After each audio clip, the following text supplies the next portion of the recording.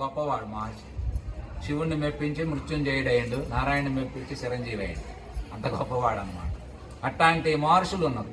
అట్లాంటి మహర్షులతో వాళ్ళ వారసులు ఉన్నారు. భక్తుడు అంటే వాళ్ళ వారసుడు అని అర్థం. వాళ్ళ వారసులుగా బ్రతకాలంటే ఇప్పుడు నువ్వు కోటేశ్వరుడు కావాలంటే ఎంత కష్టపడాలి. అట్లాగే నువ్వు మనుషులందరికంటే ఉన్నతమైన మనిషిగా, ఉత్తమమైన మనిషిగా, మహాత్ముడుగా పరమాత్మ స్థానాన్ని పోవాలని చాలా కష్టం ఉంటుంది. ఇప్పుడు మంగమ్మ ఊరు రాగానే నరసింహపాడి దగ్గర నువ్వు ఇంటికి వస్తారు. ప్రతి మనిషి గురువు వచ్చిందంటే వాళ్ళకి సేవలు చేయను, వాళ్ళు ఖర్చు పెట్టను, వాళ్ళ గురుదక్షిణలు వేయను, వాళ్ళకి ఇవన్నీ చేయాలంటే ఎంత కష్టం. కానీ కొన్నాళ్ళు చెయ్యంగా మా తల్లి రాదు, ఊరు వచ్చిన బాగా చెప్పేది, బాగా చూసుకునేది. ఆ మా తల్లి అనే మాట నీకు ఊరకు రాదు. 10 ఏళ్ళు సైకిల్ చేయాలి. ఈ సృష్టి అసలు ఊరకు ఇవ్వదమ్మా. సృష్టి ఎంత అద్భుతం అంటే ఏదైనా నువ్వు ఒకటి ఇస్తే అది ఒకటి ఇస్తుంది. నీలో నువ్వు ఇంద్రియాలను జయించినావు అనుకో, అంటే మనలో కొన్ని దుర్గుణాలు ఉంటాయి. వాటిని నువ్వు పోగొట్టుకోవాలంటే నువ్వు సద్గుణాలను సేకరించినప్పుడు ఇది పోదు. అట్లాగే సృష్టికర్తకి నువ్వు కాలాన్ని ఇవ్వాలి. నాయన నీ నామం నీ రూపం తప్ప నాకు ఏం దిక్కు లేదు, నేను మొక్కకుండా ఉండలేనను అనుకో, నీలో దుర్గుణాలు ఆయనే పోగొడతాడు. నీకేం కావాలో ఆయన సమకూరుస్తాడు. నరసింహ శతకంలో పాడండి, ఈ చెట్లకి ఎవడు నీరు పోతుండు, పక్షులకి ఎవడు ఆహారం పెడుతుండు, కడుపులో ఉన్న పెండానికి ఎవడు గుపాలు పడుతుండు. ఎంత గొప్పగా ఉంది శతకం అనిపించింది నాకు. ఇక అంతేకాదు మళ్ళీ ఆయన నారాయణ శతకం అండి. ఇంత ఎన్నో ఈ మధ్యలో వస్తుంటే, అయ్యా నేను ఈ ఓపిక ఉన్నప్పుడే నేను నామస్మరణ చేసుకుంటున్నా శ్రీమన్నారాయణమూర్తి. నాకు ఓపిక లేనప్పుడు ఈ కాళ్ళు చేతులు కళ్ళు చక్షువులని పనిచేయనప్పుడు మృత్యుదేవత వచ్చి నిలబడ్డప్పుడు నేను నారాయణాన్ని నేను పిలవలేనేమో, అందుకే నేను ఇప్పుడు పిలుస్తున్నా. అప్పుడు గుర్తుపెట్టుకో, నువ్వు మళ్ళీ నన్ను మర్చిపోతావేమో, ఇప్పుడు పిలిచింది అప్పుడు కనుకో, నేను అప్పుడు కోసం ఇప్పుడు పిలుస్తున్నా అని చెప్పి ఆ యొక్క భక్తుడు ఎంత గొప్పగా వర్ణిస్తే అమ్మ నిజమే. ఇప్పుడు ఎందుకంటే మన వయసు అయిపోయింది, ఇక టైం దగ్గర అయిందనుకో, ఇంద్రియాలు పని చేయవు. ఇప్పటికే మీ అందరికీ 60 వచ్చింది అనుకోండి, 60 వచ్చిన వాళ్ళకి ఇంకేం పని చేయట్లా. బాడీ అంటే జనరల్గా ఉంటాం కానీ సాధనకు పని చేయట్లా. సాధకులు కాదు, అది వినటానికి సంతోషపడటానికి మీరు ఇబ్బంది లేకుండా మీరు ఇబ్బంది పడరు, ఇతరులను ఇబ్బంది పెట్టరు. భక్తుల వల్ల ఉపయోగం ఏంటంటే భక్తి లేని వాళ్ళకి ఏం జరుగుతుంది, ఇళ్లలో వాళ్ళు బాధపడుతున్నారు, కుటుంబాన్ని కూడా బాధ పెడుతున్నారు. ఇప్పుడు భక్తి వల్ల ఏమవుద్దంటే హాయిగా శివ కృష్ణ రామ అనుకుంటాం. మనం చక్కగా మనం ఆ స్వామి స్మరణలో ఉంటాం, బ్రహ్మాండం పని చేసుకుంటాం, అది గుడికి పోతాం. మనకి ఇంకేమీ కోరికలు లేవు, ఏమి సంపాదించాలని లేదు, పోగొట్టింది లేదు. ఏదో స్వామి చేసుకుంటాం. మనకి ఏదైనా ఉంటే 10వ పరకబడి దానం చేస్తాం, మంచి కార్యక్రమాల్లో పాల్గొంటాం, మనం సంతోషంగా ఉంటాం. పిల్లలు వల్ల ఏదైనా అంటే ఫోన్ చేస్తే పలానా చోట ఉన్నారో బాగున్నాం అంతే. వాళ్ళకి మనం ఏం పెద్దగా చెప్పాల్సిన పనులు ఏముందో ఏం చెబుతాం. మనం పొద్దుగోకులు చేసి వాళ్ళని ఇబ్బంది పెట్టడానికి వాడు పనిలో ఉన్నాం. నిన్నటిదాకా మనం పనిలో ఉన్నాం, ఇప్పుడు మన పని వాడు ఎత్తుకోండు, ఇంకా మనకు పని ఎందుకు అంటే. పైగా మన సంతోషంగా ఉంటున్నామంటే వాడికి సంతోషం, మనం ఒక బాధపడుతున్నట్టు వాడికి బాధ. అందుకే మనం ఎప్పుడు తల్లిదండ్రులుగా సంతోషంగా ఉంటున్నట్టుగా పిల్లలకు కనపడాలి, ఉండాలి కూడా. కనపడేది ఏముంది, అట్లా జీవించాలా. అట్లా జీవిస్తానికే ఇవన్నీ మనకు ఏర్పాట్లు చేసేది. లేకపోతే ఇప్పుడు శివుడు ఇక్కడే లేడు, శ్రీశైలంలోనే శివుడు ఉన్నాడా. శక్తి పీఠాలంటే ఆ 18 పీఠాల్లోని అమ్మవారు ఉండి ఈ 12 జ్యోతిర్లింగాల్లోనే శివుడు ఉన్నాడా. శివుడు అంటే మనకి ఎందుకంటే అర్థం కాదు. ఈ చెట్లో ఉన్నాడంటే నువ్వేం చూడగలుగుతావు చెట్లో. నా చెట్లో స్వామిని కనపడాలంటే ఒక 15 సంవత్సరాలు 20 సంవత్సరాలు సాధన చేయాలి. సత్యం ఏమిటి, నేనెవరిని, నీవెవరు, నాకు నీకున్న సంబంధం ఏమిటి అని ఇలాంటి ప్రశ్నలతో స్వామి పాదాలు పట్టుకోవాలి. పట్టుకుంటే అవి నీకు ఆ చెట్లో ఉన్న స్వామిని మనం చూడగలుగుతాం. ఆ చెట్లో స్వామిని చూడలేం కాబట్టి అక్కడ గుడేం అంత ఉంది, స్వామి ఎంతే ఉన్నాడు, గుప్పిడే ఉంది. ఈ గుండెల్లో ఉన్న గుప్పిడి అంతా గుండె అంత ఉన్నాడు స్వామి అక్కడ. అంత స్వామి మరి రోజు లక్షల మంది ఆయన దర్శనం జరుగుతుంది. కానీ అసలైన దర్శనం జరగాలంటే నీలో నీ గుండెలో ఉన్నటువంటి ఆ స్వామిని పరమాత్మ. మనం ఆత్మ, ఆయన పరమాత్మ. ఆత్మ పరమాత్మ వేరు కాదు, రెండూ ఒకటే. కాబట్టి ఆ యొక్క ఆత్మ దర్శనం పొందేదాకా ఆయన బయట ఆరాధించాలి ముందు. అందుకని దాన్ని ఏమంటాం, సాకార రూపం, సాకార సగుణ రూపం, నిరాకార నిర్గుణ రూపం. 2 తత్వాల్లో ఉండేవాడు శివుడు.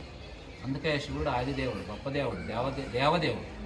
ఈ పదాలు మన కింద స్థాయి దేవుళ్ళకి ఉండవు. అందుకని మనం ఆరాధించే దేవతలను బట్టి కూడా మనకు ఉంటుంది, మన స్నేహితులను బట్టి మన ప్రభావం ఉంటుంది, మన ఇరుగు పొరుగు వాళ్ళ ప్రభావం మన మీద ఉంటుంది.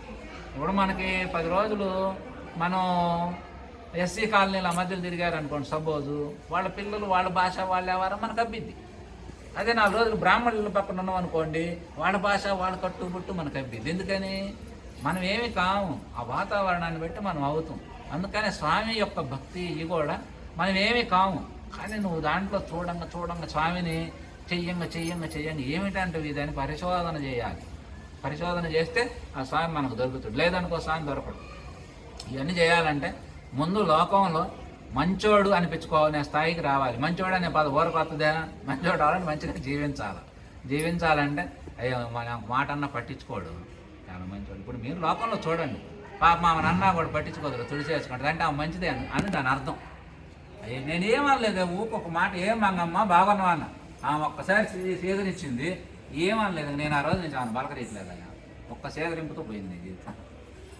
కానీ చాలా విచిత్రంగా ఉంటాయి అమ్మ. అందుకనే జ్ఞానులు చిన్న విషయాన్ని కూడా అంత నొక్కి బాధపడేది అందుకే. ఎందుకంటే ఎక్కడ మనుషులు దూరం అవుతారు, ఎక్కడ అపార్థం చేసుకుంటారో, ఎక్కడ బాధపడతారో, వాళ్ళు పోయి నేనకేం జరగంది ఏమి ఉండదు, కానీ బాధపడకుండా ఉంటే బాగుండని ఆయన తపన.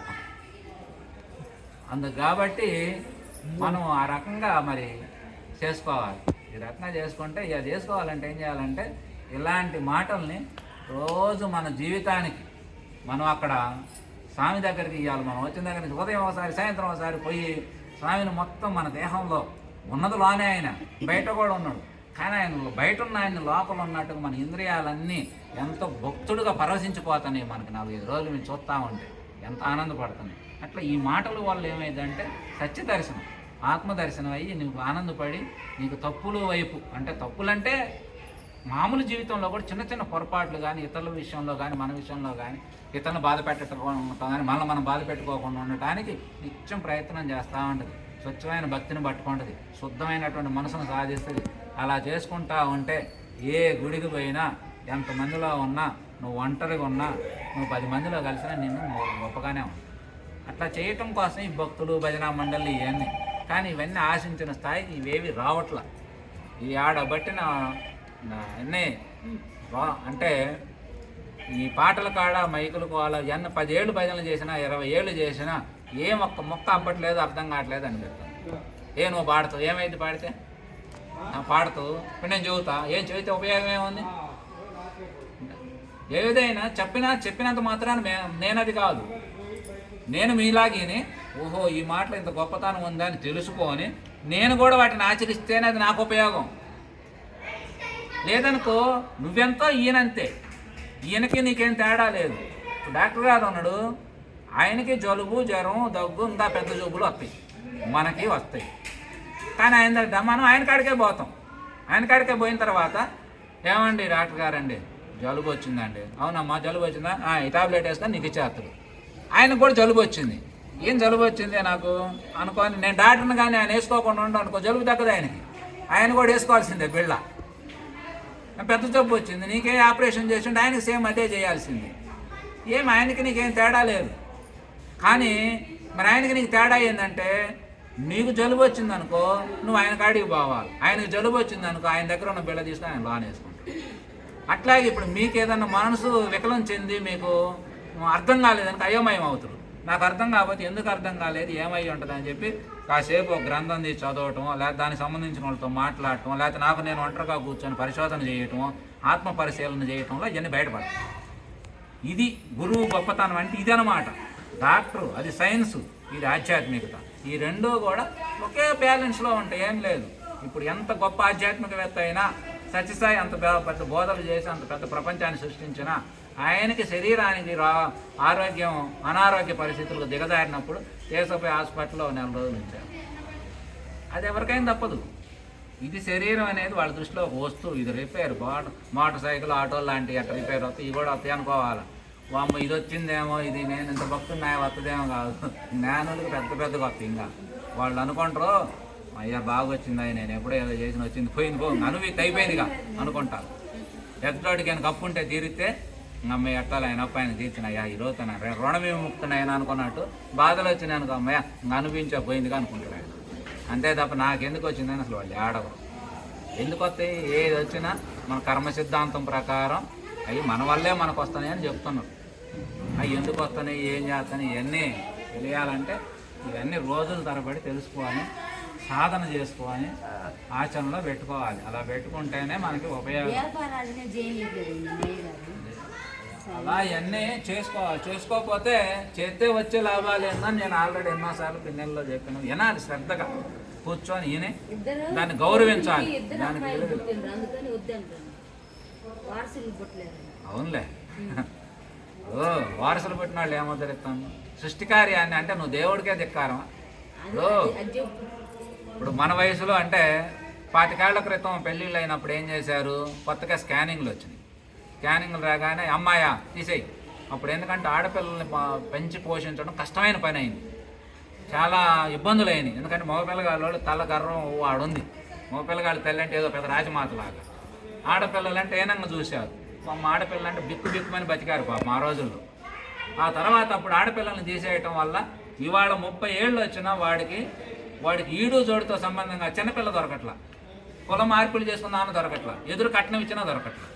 లేరు ఉన్నోళ్ళ ఆడపిల్లలు చదువుకుంటాను, జాబులు చేస్తాను, మెరుగైన జీవితం వచ్చింది వాళ్ళకి. మెరుగైన జీవితం వచ్చిన తర్వాతే వాళ్ళు మొత్తాన్ని సీరియల్ నిలబెట్టా అది ఆమె బాగుంది ఏ వద్దంటాను. అబ్బాయి అది ఆయన బాగున్నాడు, ఆయన చేసుకుంటాను నేను, ఆయన ప్యాకేజ్ అంతా ఇక్కడైతే 2 లక్షలు అక్కడైతే 10 లక్షలు ఆయన చేసుకుంటా అంటుంది. మరి ఇంక మిగతా వాళ్ళందరూ ఏం కావాలా అంటే ఏమైందంటే సృష్టికి ప్రతి సృష్టి చేస్తున్న మానవుడి దగ్గర చాలా గొప్ప శక్తి నైపుణ్యత ఉంది, కానీ వాడు దైవానికి ఎదురు ప్రయాణం చేస్తాడు. ఎదురు ప్రయాణం చేయటం వల్ల ఎక్కట్లు. అందుకనే ఇవాళ ఆడపిల్లల తల్లిదండ్రులు ఉన్నంత సుఖంగా మగపిల్లగాడి తండ్రి ఎవడు పలానోడు నన్ను గొడవ చేసి చెప్పమని చక్కగా వాళ్ళు ఎంత ఎదురు కట్నాలు ఇస్తాను, బంగారం పెడతాను.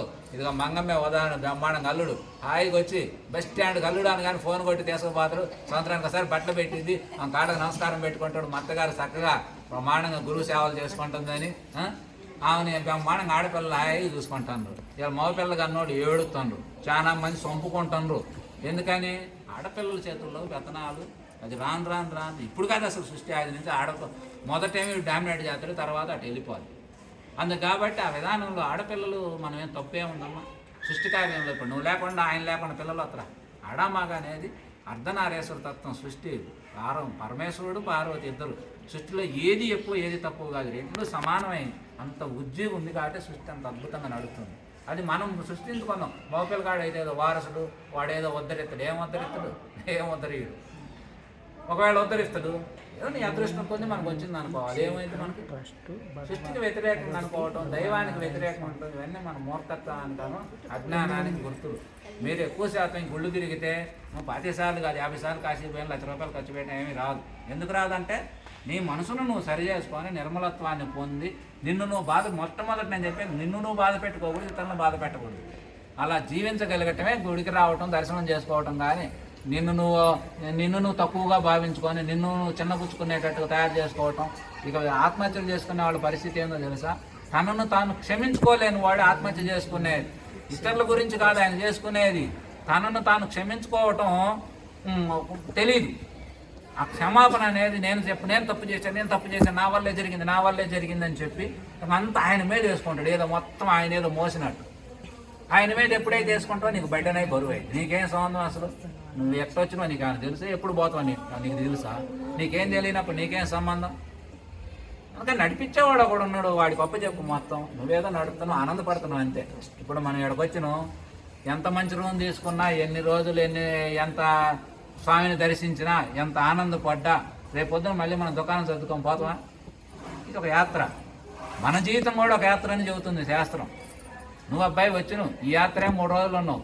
ఆడొక 30 సంవత్సరాలు 50 సంవత్సరాలు 30 90 సంవత్సరాలు బతుకుతూ తర్వాత పెట్టే బేడ సర్దుకొని వెళ్ళిపోతాం అని మనకి తెలియజెప్పడం జరుగుతుంది. కాబట్టి ఆ యాత్ర ఇదంతా కూడా జీవితం సారాంశం ఏంది మనం చెప్పుకున్నదంటే ధర్మం ప్రకారం రాగద్వేషాలు ఈర్ష్యాసూయలు లేకుండా మన పని మనం చేసుకుంటా సంతోషంగా బ్రతకటం, గుళ్ళు భక్తి భజనలు ఇవి చేసుకోవటం, అందరితో కలిసిపోయి సమతాభావాన్ని పెంచుకోవటం.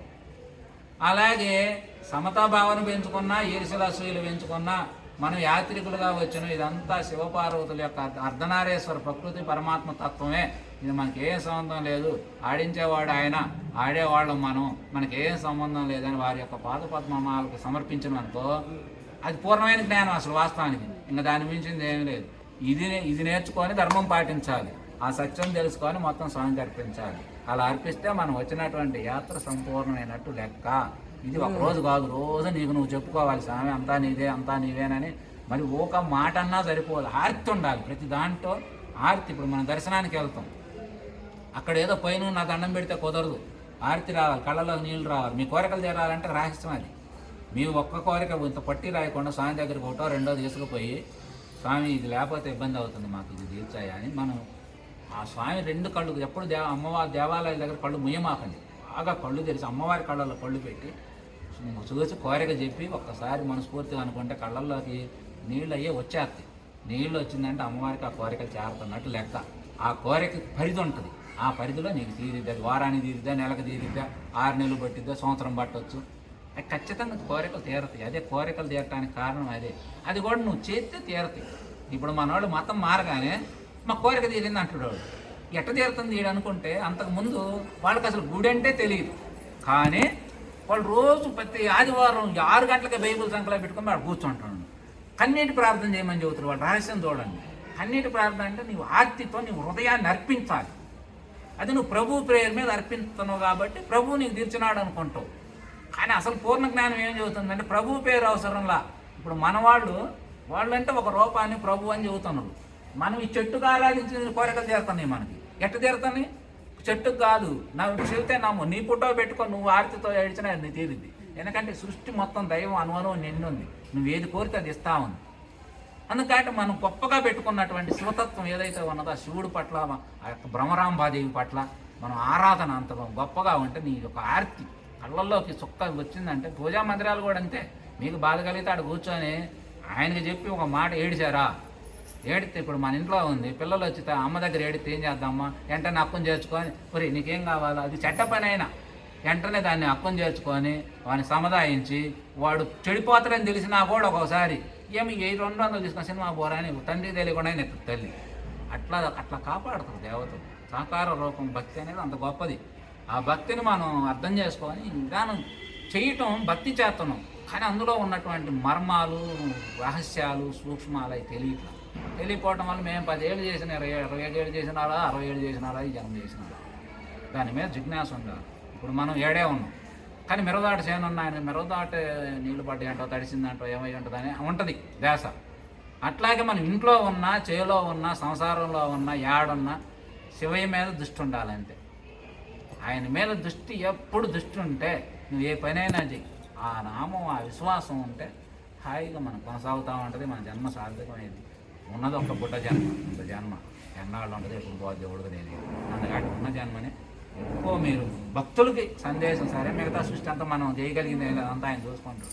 భక్తులుగా ఉన్నటువంటి వాళ్ళు ఐకమత్యంగా ఉండండి. మన పొరపాట్లు ఉన్నా తెలియక అనుకున్నా మళ్ళీ రేపు పొద్దున్నే కలిసి నవ్వుకోవాలి, కూర్చొని ఒకరికొకరు నవ్వుకొని ఐకమత్యంగా ఉంటా, మళ్ళీ కలిసి గుడికి పోతా, మళ్ళీ కలిసి ఇట్లాంటి కార్యక్రమాల్లో పాల్గొంటా.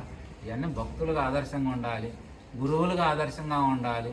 ఇట్లా మరి ఎన్నో ఒక్కొక్క పాత్ర గురించి ఒక్కొక్క రోజు చెప్పాలి. గురువుల పాత్రలు, పాస్టర్ల పాత్రలు ఇవన్నీ లోపాలు విపరీతంగా ఉన్నాయి, సక్రమంగా లేవు. అందుకే ప్రపంచం మార్పు రాదు. ఎందుకంటే ఆచరించేవాడేది, అందరూ ప్రచారకర్తలు అయిపోయినారు కానీ అనుష్ఠానకర్తలు లేరు. అందుకే ఇవన్నీ లోపాలు ఉన్నాయి. కాబట్టి ఇవన్నీ ఆయన చూసుకుంటాడు, మనం చేసేది ఏం లేదు. సర్వం శ్రీకృష్ణ. అయ్యో